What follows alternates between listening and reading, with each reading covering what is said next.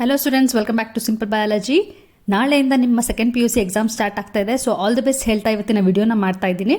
ಈ ವಿಡಿಯೋದಲ್ಲಿ ಮೇನ್ ಆಗಿ ನಾನು ಏನು ಹೇಳ್ತಾ ಇದ್ದೀನಿ ಅಂತಂದರೆ, ಪೇಪರಲ್ಲಿ ನೀವು ಯಾವ ರೀತಿ ಮಿಸ್ಟೇಕ್ಸ್ಗಳನ್ನ ಅವಾಯ್ಡ್ ಮಾಡ್ಬೋದು ಅದ್ರ ಬಗ್ಗೆ ನಾನು ಇವತ್ತು ನಿಮಗೆ ಡೀಟೇಲ್ಸ್ನ ಕೊಡ್ತಾ ಇದ್ದೀನಿ. ಯಾಕೆ ಅಂತಂದರೆ ಫಸ್ಟ್ ಡೇ ನೀವು ತಪ್ಪುಗಳನ್ನ ಮಾಡುವಂಥ ಚಾನ್ಸಸ್ ತುಂಬ ಇರುತ್ತೆ. ಸೊ ಹಾಗಾಗಿ ಈ ವಿಡಿಯೋನ ನೋಡ್ಕೊಂಡು ಹೋಗಿ ನಿಮ್ಮ ತಪ್ಪುಗಳನ್ನ ಅವಾಯ್ಡ್ ಮಾಡಿ. ಸೊ ಇದರಿಂದ ನಿಮಗೆ ಯಾವುದೇ ರೀತಿ ಟೆನ್ಷನ್ ಆಗದೆ ಎಕ್ಸಾಮ್ನ ನೀಟಾಗಿ ಕಾಮ್ ಮೈಂಡಲ್ಲಿ ಬರೆಯೋದಕ್ಕೆ ಹೆಲ್ಪ್ ಆಗುತ್ತೆ.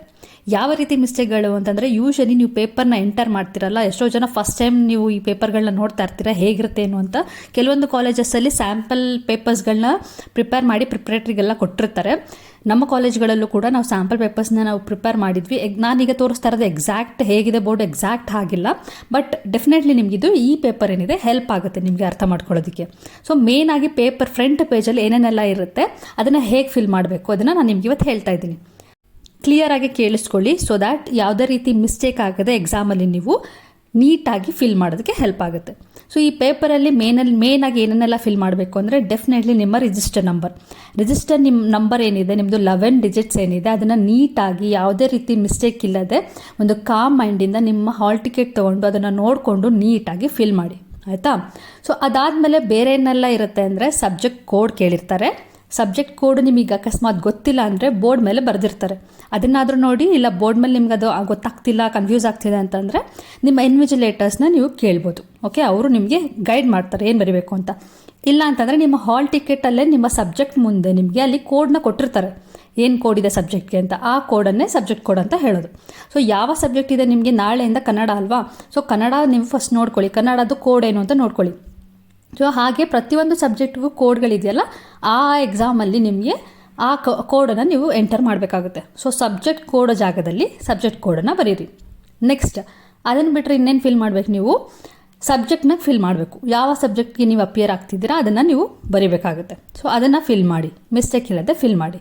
ಹಾಗೆ ಡೇಟ್ ಫಿಲ್ ಮಾಡಬೇಕಾಗಿರುತ್ತೆ. ಡೇಟ್ನ ಕೂಡ ಕ್ಲೀನಾಗಿ ನೋಡಿಕೊಂಡು ಯಾವ ಡೇಟ್ ಅದನ್ನು ಹಾಲ್ ಟಿಕೆಟಲ್ಲಿ ನಿಮ್ಗೆ ಸಿಗುತ್ತೆ. ನಿಮಗೂ ಗೊತ್ತಿರುತ್ತೆ ಡೆಫಿನೆಟ್ಲಿ, ಫಸ್ಟ್ ಡೇ ನೀವು ಎಕ್ಸಾಮ್ಗೆ ಅಪಿಯರ್ ಆಗ್ತಿರೋದು ಯಾವ ಡೇ ಅಂತೆಲ್ಲ ಗೊತ್ತಿರುತ್ತೆ. ಅದನ್ನು ಮಿಸ್ಟೇಕ್ ಮಾಡದೆ ಫಿಲ್ ಮಾಡಿ. ಇದನ್ನು ಬಿಟ್ಟು ಇನ್ನೇನು ಫಿಲ್ ಮಾಡಬೇಕು ಅಂತಂದರೆ, ಇದೆಲ್ಲ ನೀವು ಇಷ್ಟು ಫಿಲ್ ಮಾಡಿದ್ಮೇಲೆ ಇನ್ವಿಜಿಲೇಟರ್ಸ್ ಅದನ್ನು ಚೆಕ್ ಮಾಡಿ ಏನಾದರೂ ಮಿಸ್ಟೇಕ್ಸ್ ಇದ್ದರೆ ಅದನ್ನು ಕರೆಕ್ಟ್ ಮಾಡಿ ನಿಮಗೆ ಸೈನ್ ಮಾಡ್ತಾರೆ. ಸೈನ್ ತೊಗೊಳೋದು ಮರಿಬೇಡಿ. Invigilator sign is very very important, ಅದು ಇರಲೇಬೇಕು. ಸೊ ಆ ಇನ್ವಿಜಿಲೇಟರ್ ಸಿಗ್ನೇಚರ್ ಏನಿದೆಯಲ್ಲ ಅದನ್ನು ನೀವು ತೊಗೊಳ್ಳೇಬೇಕಾಗುತ್ತೆ. ಅವರೇ ಬರ್ತಾರೆ, ಒಂದು ರೌಂಡ್ ಬಂದು ಅವ್ರು ನಿಮಗೆಲ್ಲ ಸೈನ್ ಮಾಡಿ ಹೋಗ್ತಾರೆ. ಹಾಲ್ ಟಿಕೆಟಲ್ಲೂ ಸೈನ್ ಮಾಡ್ತಾರೆ. ಸೊ ಇದು ಇಷ್ಟು ನಿಮಗೆ ಗೊತ್ತಿರಬೇಕು. ಎಕ್ಸಾಮೆಲ್ಲ ಬರೆದ ಮೇಲೆ, ಎಕ್ಸಾಮ್ ಮುಗಿದ ಮೇಲೆ ನಿಮಗೆ ಕೆಲವೊಂದು ಎಂಟ್ರೀಸ್ಗಳಿರುತ್ತೆ. ಯಾವ್ಯಾವುದೆಲ್ಲ ಅಂದರೆ, ಇಲ್ಲಿ ಕಾಣಿಸ್ತಿದೆಯಲ್ಲ, ಆನ್ಸರ್ ಬುಕ್ಲೆಟ್ದು ನಂಬರ್ ಎಷ್ಟು ಯೂಸ್ ಮಾಡಿದ್ದೀರಾ, ಮೇನ್ ಆನ್ಸರ್ ಬುಕ್ದು ಎಷ್ಟು ಯೂಸ್ ಮಾಡಿದ್ದೀರಾ ಪೇಜಸ್, ಅದನ್ನು ಎಂಟ್ರಿ ಮಾಡಬೇಕಾಗುತ್ತೆ. ಅಡಿಷ್ನಲ್ ಶೀಟ್ ಏನಾದರೂ ತೊಗೊಂಡಿದ್ರೆ, ಯೂಶಲಿ ಯಾರೂ ತೊಗೊಳ್ಳಲ್ಲ, ಸೊ ಅಕಸ್ಮಾತ್ ಏನಾದರೂ ತೊಗೊಂಡಿದ್ರೆ ಅಡಿಷ್ನಲ್ ಶೀಟು ಎಷ್ಟು ಪೇಜಸ್ನ ನೀವು ಯೂಸ್ ಮಾಡಿದ್ದೀರಾ ಅದನ್ನು ಎಂಟರ್ ಮಾಡಬೇಕಾಗುತ್ತೆ. ಮತ್ತು ಲಾಸ್ಟ್ ಕಾಲಮಲ್ಲಿ ಟೋಟಲ್ ಇರುತ್ತೆ. ಇದು ತುಂಬ ಜನ ಕನ್ಫ್ಯೂಸ್ ಮಾಡ್ಕೊಂಡ್ಬಿಡ್ತಾರೆ. ಟೋಟಲ್ ಅಂದ ತಕ್ಷಣ ಟೋಟಲ್ ನಂಬರ್ ಆಫ್ ಪೇಜಸ್ನ ಬರೆದ್ಬಿಡ್ತಾರೆ. ಆ ಥರ ಮಾಡಬೇಡಿ. ನೀವು ಎಷ್ಟು ಟೋಟಲ್ ನಂಬರ್ ಆಫ್ ಪೇಜಸ್ ನೀವು ಬರೆದಿದ್ದೀರಾ ಅದನ್ನು ಬರೀಬೇಕು. So always it will be same. ಯಾವ ಮೇನ್ ಆನ್ಸರ್ ಬುಕ್ ಏನಿರುತ್ತೆ ನಂಬರ್ ಆಫ್ ಪೇಜಸ್ ಅದೇ ಸೇಮ್ ಇರುತ್ತೆ ಈ ಕಡೆನೂ. ಸೊ ಸೇಮ್ ನಂಬರೇ ನೀವು ಬರೀಬೇಕು, ಬೇರೆ ಏನು ಕನ್ಫ್ಯೂಸೇ ಮಾಡ್ಕೊಂಬೇಡಿ. ಮೇನ್ ಆನ್ಸರ್ ಬುಕ್ಕಲ್ಲಿ ಏನಿದೆ ನಂಬರ್ ಅದನ್ನೇ ಟೋಟಲ್ಗೂ ಬರೆದುಬಿಡಿ ಅಷ್ಟೇ. ಕನ್ಫ್ಯೂಸ್ ಏನೇ ಆದ್ರೂ ನೀವು ಇನ್ವಿಜಿಲೇಟರ್ನ ಕನ್ಫರ್ಮ್ ಮಾಡಿಕೊಂಡೇ ಫಿಲ್ ಮಾಡಿ.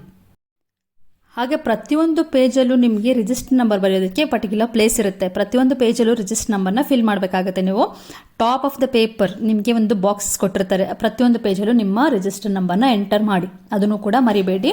ಅಟ್ಲೀಸ್ಟ್ ನೀವು ಎಲ್ಲಿವರೆಗೆ ಬರೀತೀರಲ್ಲ, 11ನೇ ಪೇಜ್ವರೆಗೆ ಬರೆದ್ರೆ 11ನೇ ಪೇಜ್ವರೆಗೂ ನಿಮ್ಮ ರಿಜಿಸ್ಟರ್ ನಂಬರ್ ಎಲ್ಲ ಫಿಲ್ ಆಗಿರಬೇಕು. ಅದನ್ನು ಚೆಕ್ ಮಾಡ್ಕೊಳ್ಳಿ. ಓಕೆ, ಇದನ್ನು ಬಿಟ್ಟು ಇನ್ನೊಂದೇನು ಅಂತಂದರೆ, ನಾಳೆ ಬಿಡಿ ಕನ್ನಡ ಇದೆ, ಕನ್ನಡದಲ್ಲಿ ಯಾವುದು ಗ್ರಾಫ್ ಬರಲ್ಲ. ಬಟ್ ಬೇರೆ ಸಬ್ಜೆಕ್ಟ್ಗಳಿಗೆ ಗ್ರಾಫ್ ಏನಾದರೂ ಇದ್ದರೆ, ಅದೇನಾದರೂ ನಿಮಗೆ ಗ್ರಾಫ್ ಇದ್ದಾಗ ಏನು ಮಾಡಬೇಕು ಅಂದರೆ, ಪರ್ಟಿಕ್ಯುಲರ್ ಕ್ವಶನ್, ಯಾವ ಕ್ವಶನ್ಗೆ ನೀವು ಆ ಗ್ರಾಫ್ನ ಯೂಸ್ ಮಾಡಿದರೆ ಅದೇ ಪೇಜಲ್ಲಿ ನೀವು ಆದಷ್ಟು ನೀವು ಅದನ್ನು ಟೈ ಮಾಡಿ, ಅದನ್ನು ಕಟ್ಟಿದ್ರೆ ಅಲ್ಲೇ ಒಳಗಡೆ ಪೇಜ್ನ ಒಳಗಡೆ. ಯಾವಾಗಲೂ ಬುಕ್ಲೆಟದ ಲಾಸ್ಟಲ್ಲಿ ಕಟ್ಟೋದಕ್ಕೆ ಹೋಗಬೇಡಿ. ಆ ಬುಕ್ಲೆಟ್ ಮಧ್ಯದಲ್ಲಿ ಯಾವ ಕ್ವಶನ್ಗೆ ನೀವು ಅಟೆಂಡ್ ಮಾಡಿದ್ದೀರಲ್ಲ ಅದೇ ಕ್ವಶನ್ ಪಕ್ಕದಲ್ಲೇ ನೀವು ಅದನ್ನು ಟೈ ಮಾಡಿದ್ರೆ ನಿಮಗೆ ಗ್ರಾಫ್ದು ಯಾವುದೇ ಪ್ರಾಬ್ಲಮ್ ಇಲ್ಲದೆ ಎಲ್ಲೂ ಅದು ಮಿಸ್ ಆಗಲ್ಲ. ಓಕೆ, ಏನಾದರೂ ಹೊರಗೆ ಕಟ್ಟಿದ್ರೆ ಏನಾಗುತ್ತೆ ಗೊತ್ತಾ, ಆ ಕಡೆ ಮೂವ್ ಮಾಡುವಾಗ ಅದು ಕಿತ್ತೋಗೋಂಥ ಚಾನ್ಸಸ್ ಇರುತ್ತೆ. ಸೊ ಹಾಗಾಗಿ ಅದನ್ನು ನೆನ್ಪಿಟ್ಕೊಳ್ಳಿ. ಯಾವ ಕ್ವಶನ್ಗೆ ನೀವು ಗ್ರಾಫ್ನ ಯೂಸ್ ಮಾಡ್ತಿದ್ರೆ ಅದೇ ಪೇಜಲ್ಲಿ ಆ ಗ್ರಾಫ್ನ ಕಟ್ಟಿ. ಮತ್ತು ಇನ್ನೊಂದೇನೆಂದರೆ, ಆ ಗ್ರಾಫ್ ಮೇಲೂ ಕೂಡ ನಿಮಗೆ ರಿಜಿಸ್ಟರ್ ನಂಬರ್ ಕೊಟ್ಟಿರ್ತಾರೆ.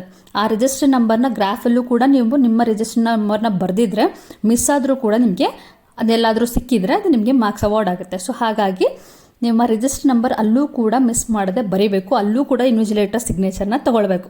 ಆಯಿತಾ, ಇದು ನೆನ್ಪಿಟ್ಕೊಳ್ಳಿ. ಮತ್ತು ಅಡಿಷ್ನಲ್ ಶೀಟ್ನ ಎಂಟ್ರಿ ಮಾಡುವಾಗ ಗ್ರಾಫ್ನ ಇನ್ಕ್ಲೂಡ್ ಮಾಡಬೇಕಾ ಬೇಡವಾ ಅನ್ನೋದನ್ನ ನಿಮಗೆ ಏನಾದ್ರು ಕನ್ಫ್ಯೂಷನ್ ಇದ್ದರೆ ನೀವು ಇನ್ವಿಜಿಲೇಟರ್ನ ಕೇಳಿಕೊಂಡು ಕ್ಲಾರಿಟಿ ತೊಗೊಳ್ಳಿ. ಸೊ ಇದಿಷ್ಟು ಏನಾಯಿತು, ಎಂಟ್ರೀಸ್ ಬಗ್ಗೆ ಆಯಿತು. ಇನ್ನು ಇನ್ವಿಜಿಲೇಟರ್ಸ್ ನಿಮಗೆ ಯಾವ್ಯಾವ್ದೆಲ್ಲ ಸೈನ್ ಮಾಡಬೇಕಂದ್ರೆ ಒಂದು 3 ಸಿಗ್ನೇಚರ್ ಇರುತ್ತೆ ಅವ್ರದ್ದು. ಒಂದು ಫ್ರಂಟ್ ಪೇಜಲ್ಲಿ ಸಿಗ್ನೇಚರ್ ತೊಗೊಳೋದು ಮರಿಬೇಡಿ. ಹಾಗೆ ಲಾಸ್ಟ್ ಎಂಡಿಂಗ್ ಪೇಜಲ್ಲೂ ಕೂಡ ಅವ್ರದ್ದು ಸಿಗ್ನೇಚರ್ ಇಂಪಾರ್ಟೆಂಟ್ ಇರುತ್ತೆ, ಅದನ್ನು ತೊಗೊಳೋದು ಮರಿಬೇಡಿ. ಮರ್ತು ಬಿಟ್ಟರೆ ನೀವು ಅದನ್ನು ರಿಮೈಂಡ್ ಮಾಡಿ ನೀವು ಸಿಗ್ನೇಚರ್ ತೊಗೊಳ್ಳಿ. ಮತ್ತು ಎಂಡ್ ಪೇಜ್ ನೀವು ಎಲ್ಲಿ ಸ್ಟಾಪ್ ಮಾಡಿರ್ತೀರಲ್ವ, ಸಪೋಸ್ 11ನೇ ಪೇಜಲ್ಲಿ ನೀವು ನಿಲ್ಲಿಸಿದರೆ 12ನೇ ಪೇಜಲ್ಲಿ ಎಂಡ್ ಸೀಲ್ ಹಾಕಿ ಅಲ್ಲಿ ಅವರೊಂದು ಸೈನ್ ಮಾಡ್ತಾರೆ. ಸೊ ಅದನ್ನು ಕೂಡ ಮರಿಬೇಡಿ. 3 ಸಿಗ್ನೇಚರ್ಗಳೇನಿದೆ ಅದನ್ನು ನೀವು ತೊಗೊಳ್ಬೇಕಾಗತ್ತೆ. ಅವರೇ ಎಲ್ಲ ಮಾಡ್ತಾರೆ, ಬಟ್ ಆದರೂ ನಿಮಗೂ ಗೊತ್ತಿರಲಿ. ನಿಮಗೆ ಗೊತ್ತಿದ್ರೆ ಏನಾಗುತ್ತೆ, ಯಾವುದೇ ರೀತಿ ಫಸ್ಟ್ ಟೈಮ್ ಅಟೆಂಡ್ ಮಾಡ್ತಿರೋದ್ರಿಂದ ಪ್ಯಾನಿಕ್ ಆಗೋದಾಗಲಿ ಇನ್ನೊಂದಾಗಲಿ ಅದೆಲ್ಲ ಇರೋದಿಲ್ಲ. ಸೊ ಆಲ್ರೆಡಿ ನಿಮಗೆ ಕ್ಲಿಯರ್ ಮೈಂಡ್ಸೆಟ್ ಇರುತ್ತೆ ಏನೇನೆಲ್ಲ ಆಗ್ತಿದೆ ಅಂತ. ಸೊ ನಿಮಗೊಂದು ಕ್ಲಾರಿಟಿ ಸಿಕ್ಕಿದಾಗ ಒಂದು ರಿಲ್ಯಾಕ್ಸ್ ಮೈಂಡಲ್ಲಿ ನೀವು ಎಕ್ಸಾಮ್ನ ಬರಿಬೋದು. ಸೊ ಹಾಗಾಗಿ ನಾನು ಇದೆಲ್ಲ ಹೇಳ್ತಾ ಇರೋದು. ಇನ್ನು ಬೆಲ್ ಟೈಮಿಂಗ್ಸ್ಗೆ ಬಂದರೆ, ಬೆಲ್ ಟೈಮಿಂಗ್ಸ್ ಬಗ್ಗೆನೂ ನಿಮಗೆ ಐಡಿಯಾ ಇದ್ದರೆ ಒಳ್ಳೆಯದು. ಫಸ್ಟ್ ನಿಮ್ಗೆ ಒಂದು 10 o'clock ಒಂದು ಬೆಲ್ ಆಗುತ್ತೆ. 10 ಗಂಟೆಗೆ ಬೆಲ್ ಆದಾಗ ನೀವು ಒಳಗಡೆ ಎಕ್ಸಾಮ್ ಹಾಲ್ಗೆ ಎಂಟರ್ ಆಗಬೇಕು ಅಥವಾ ಆಗಬಹುದು ಅಂತ ಅರ್ಥ. ಓಕೆ, 10 ಗಂಟೆಗೆ ನೀವು ಒಳಗಡೆ ಎಂಟರ್ ಆದಮೇಲೆ 10:15ಕ್ಕೆ ಇನ್ನೊಂದು ಬೆಲ್ ಆಗುತ್ತೆ. 10:15ಕ್ಕೆ ಯಾವ ಬೆಲ್ ಅಂದರೆ ಅದು ಕ್ವಶನ್ ಪೇಪರ್ನ ಡಿಸ್ಟ್ರಿಬ್ಯೂಟ್ ಮಾಡೋದಕ್ಕೆ. ಕ್ವಶನ್ ಪೇಪರ್ ಕೊಟ್ಟ ಮೇಲೆ ನೀವು ಫಸ್ಟ್ ಕ್ವಶನಿಂದ ಲಾಸ್ಟ್ ಕ್ವಶನ್ವರೆಗೂ ನೀಟಾಗಿ ಓದ್ಕೊಳ್ಬೇಕು. ಯಾವುದೇ ರೀತಿ ಕನ್ಫ್ಯೂಷನ್ ಇಲ್ದಿರಾಗೆ ಯಾವುದನ್ನು ಅಟೆಂಡ್ ಮಾಡ್ಬೋದು, ಯಾವುದನ್ನು ಅಟೆಂಡ್ ಮಾಡಬಾರ್ದು, ಇದನ್ನೆಲ್ಲ ನಿಮಗೊಂದು ಐಡಿಯಾ ಸಿಗುತ್ತೆ. ಮತ್ತು ಅದನ್ನೆಲ್ಲ ನಿಮಗೆ ಒಂದು ಮೈಂಡ್ ಮ್ಯಾಪಲ್ಲಿ ಬರಬೇಕು. ಯಾವುದನ್ನು ಫಸ್ಟ್ ಬರಬೇಕು, ಯಾವುದನ್ನು ಸೆಕೆಂಡ್ ಬರಬೇಕು, ಇದೆಲ್ಲ ಒಂದು ಐಡಿಯಾ ಸಿಗುತ್ತೆ. ಅದನ್ನು ನೀವು ಓದ್ಕೊಂಡು ನೀವು ತಿಳ್ಕೊಂಡಿರಬೇಕು. ಆಯಿತಾ, 15 minutes ನಿಮಗೆ ಟೈಮ್ ಸಿಗುತ್ತೆ.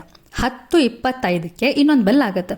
10:25ಗೆ ಆಗೋ ಬೆಲ್ ಯಾವುದಕ್ಕೆ ಅಂತಂದರೆ ಆನ್ಸರ್ ಬುಕ್ಲೆಟ್ನ ಡಿಸ್ಟ್ರಿಬ್ಯೂಟ್ ಮಾಡೋದಕ್ಕೆ.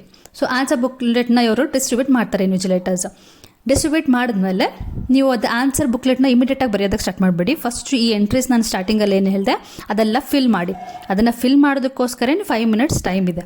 10:15ಗೆ ನೀವು ಬರೆಯೋದಕ್ಕೆ ಸ್ಟಾರ್ಟ್ ಮಾಡೋದು. ಅಲ್ಲಿವರೆಗೂ ನೀವು ನಿಧಾನಕ್ಕೆ ರಿಲ್ಯಾಕ್ಸ್ಡ್ ಆಗಿ ಯಾವುದೇ ಕನ್ಫ್ಯೂಷನ್ ಇಲ್ಲದೆ ವೈಟ್ನರ್ ಯೂಸ್ ಮಾಡದೇ ಇರೋ ಥರ ನೀವು ನಿಮ್ಮ ಎಂಟ್ರೀಸ್ ಏನಿದೆ ಫಸ್ಟ್ ಪೇಜಲ್ಲಿ ಅದನ್ನು ಮಾಡಬೇಕು. ಓಕೆ, ನಾನು ಕೊಟ್ಟಿರೋಂಥ ಸ್ಯಾಂಪಲ್ ಪೇಪರ್ ನಿಮ್ಮ ಎಕ್ಸಾಮ್ ಪೇಪರ್ ಎಕ್ಸಾಕ್ಟ್ ಅಲ್ಲ, ಆದರೂ ಕೂಡ ಒಂದು ಐಡಿಯಾ ಸಿಗಲಿ ಅಂತ ಒಂದು ಸ್ಯಾಂಪಲ್ ಪೇಪರ್ನ ನಾನು ನಿಮಗೆಲ್ಲ ಹಾಕಿರೋದು. ಸೊ ಆ ಥರನೇ ನಿಮಗಿರುತ್ತೆ ಪೇಪರ್. ಅದನ್ನು ರಿಲ್ಯಾಕ್ಸ್ಡ್ ಆಗಿ ಫಿಲ್ ಮಾಡಿ 5 minutesಲ್ಲಿ. ಮತ್ತು 10:30ಕ್ಕೆ ಇನ್ನೊಂದು ಬೆಲ್ ಆಗುತ್ತೆ. 10:30ಕ್ಕೆ ಬೆಲ್ ಆಗೋದು ನೀವು ಬರೆಯೋದಕ್ಕೆ ಸ್ಟಾರ್ಟ್ ಮಾಡ್ಬೋದು ಅಂತ. 10:30ಕ್ಕೆ ನೀವು ಬರೆಯೋದನ್ನು ಸ್ಟಾರ್ಟ್ ಮಾಡಿದರೆ ಮತ್ತೆ ನಿಮಗೆ ಲಾಸ್ಟಲ್ಲಿ 1 ಗಂಟೆಗೆ ನಿಮ್ಗೆ ಇನ್ನೊಂದು ಬೆಲ್ ಆಗುತ್ತೆ. ಯಾಕೆ 1 ಗಂಟೆಗೆ ಬೆಲ್ ಮಾಡ್ತಾರೆ ಅಂದರೆ ಇನ್ನು 1/2 hour ಇದೆ ನಿಮಗೆ ಎಕ್ಸಾಮ್ ಎಂಡ್ ಆಗೋದಕ್ಕೆ ಅಂತ. ಅದು ಒಂದು ನಿಮಗೆ ರಿಮೈಂಡರ್ ಬೆಲ್ ಅದು. ಓಕೆನಾ.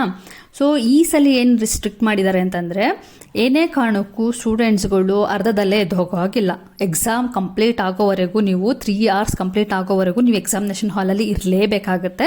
ಸೊ ಹಾಗಾಗಿ 3 hours ಏನಿದೆ ನಿಮ್ಮದು 10:30 to 1:30 ಬರೆಯುವಂಥ ಟೈಮ್ನ ಕಂಪ್ಲೀಟಾಗಿ ಯುಟಿಲೈಸ್ ಮಾಡಿಕೊಂಡು ರಿಲ್ಯಾಕ್ಸ್ಡಾಗಿ ಎಲ್ಲ ಆನ್ಸರ್ಸ್ನ ಮಾಡಿ. ಆನ್ಸರ್ ಮಾಡುವಾಗ ಯಾವುದೇ ರೀತಿ ಟೆನ್ಷನ್ ಬೇಡ. ಕಾಮಾಗಿ ಎಕ್ಸಾಮ್ನ ಅಟೆಂಡ್ ಮಾಡಿಬಿಟ್ಟು ನಿಮ್ಮ ಆನ್ಸರ್ ಸ್ಕ್ರಿಪ್ಟ್ಸ್ನ ಇನ್ವಿಜಿಲೇಟರ್ ಕೈಯಲ್ಲೇ ಕೊಟ್ಟು ನೀವು ಬರಬೇಕಾಗುತ್ತೆ ಎಕ್ಸಾಮಿನೇಷನ್ ಹಾಲಿಂದ. ಸುಮ್ಮನೆ ಅಲ್ಲೇ ಡೆಸ್ಕ್ ಮೇಲೆ ಇಟ್ಟು ಬರೋದಾಗಲಿ ಅದಾಗಲಿ ಏನೂ ಮಾಡೋಕ್ಕೆ ಹೋಗಬೇಡಿ. ಮಿಸ್ ಆದರೆ ಪ್ರಾಬ್ಲಮ್ ಆಗುತ್ತೆ ಮತ್ತೆ. ಸೊ ಇನ್ವಿಜಿಲೇಟರ್ ಕೈಯಲ್ಲೇ ನೀವು ಅದನ್ನ ಹ್ಯಾಂಡ್ ಓವರ್ ಮಾಡಿ ಅಲ್ಲಿಂದ ಹೊರಗಡೆ ಬನ್ನಿ. ಸೊ ಇದಿಷ್ಟು ನಾನು ಇವತ್ತು ಹೇಳಿರೋವಂಥ ಟಿಪ್ಸ್ಗಳೇನಿದೆ ಇದು ಡೆಫಿನೆಟ್ಲಿ ನಿಮಗೆ ನಾಳೆಯಿಂದ ಸ್ಟಾರ್ಟ್ ಆಗೋಂಥ ಎಕ್ಸಾಮ್ಸ್ಗಳಿಗೆ ಹೆಲ್ಪ್ ಆಗುತ್ತೆ. ಸೊ ಬೇರೆಯೇ ನಿಮಗೆ ಡೌಟ್ ಇದ್ದರೂ ಕೂಡ ನೀವು ಕಮೆಂಟ್ ಸೆಕ್ಷನಲ್ಲಿ ನಂಗೆ ಕಮೆಂಟ್ ಮಾಡಿ ಹೇಳ್ಬೋದು. ನಿಮ್ಗೆ ಏನಾದರೂ ಡ್ರೆಸ್ ಕೋಡ್ ಬಗ್ಗೆ ಕನ್ಫ್ಯೂಷನ್ ಇದ್ದರೆ ನೀವು ಡ್ರೆಸ್ ಕೋಡ್ ಯೂನಿಫಾರ್ಮ್ ಹಾಕಿದರೆ ಒಳ್ಳೆಯದು. ಇಲ್ಲಾಂದರೆ ಕಲರ್ ಡ್ರೆಸ್ಸಲ್ಲೂ ಹೋಗೋದಕ್ಕೆ ಪರ್ಮಿಷನ್ ಇದೆ. ಮತ್ತು ID ಕಾರ್ಡ್ ನಿಮ್ಮದು ID ಕಾರ್ಡ್ ತೊಗೊಂಡೋಗಿ, ಹಾಲ್ ಟಿಕೆಟ್ ತೊಗೊಂಡೋಗಿ, ಇದನ್ನೆಲ್ಲ ಮ್ಯಾಂಡೇಟರಿ ನಿಮಗೆ ಗೊತ್ತಿರುತ್ತೆ. ಅದು ಬಿಟ್ಟು ನಿಮಗೆ ಬರೆಯೋದಕ್ಕೆ ಏನೇನೆಲ್ಲ ಬೇಕಾಗುತ್ತೆ, ಪೆನ್, ಪೆನ್ಸಿಲ್, ಎರೇಸರ್ ಎಲ್ಲನೂ ತಪ್ಪದೆ ನೀವು ನೋಡಿಕೊಂಡು ಚೆಕ್ ಮಾಡಿಕೊಂಡು 2 ಸೆಟ್ ಇಟ್ಕೊಂಡು ಹೋಗಿರಿ. ಸೊ ನಾಳೆಯಿಂದ ಸ್ಟಾರ್ಟ್ ಆಗ್ತಿರುವಂಥ ಎಕ್ಸಾಮಿಗೆ ಆಲ್ ದಿ ಬೆಸ್ಟ್ ಹೇಳ್ತಾ ಇವತ್ತಿನ ವಿಡಿಯೋನ ಇಲ್ಲಿಗೆ ಎಂಡ್ ಮಾಡ್ತಾ ಇದ್ದೀನಿ. ಚೆನ್ನಾಗಿ ಮಾಡಿ ಎಕ್ಸಾಮಲ್ಲಿ ಒಳ್ಳೆ ಮಾರ್ಕ್ಸ್ ತೊಗೊಳ್ಳಿ.